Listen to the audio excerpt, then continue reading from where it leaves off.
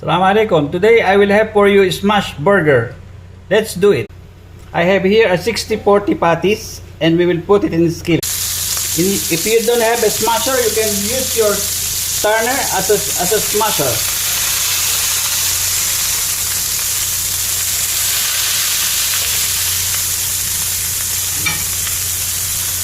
Put onion on top and turn it after 2 minutes. For our sauce here we have mayonnaise, ketchup and mustard. Put cheese on top and cover it a little.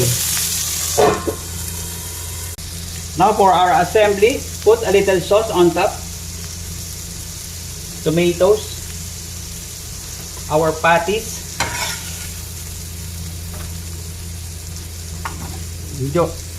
And a little jerkins. This is our smash burger, guys. Enjoy.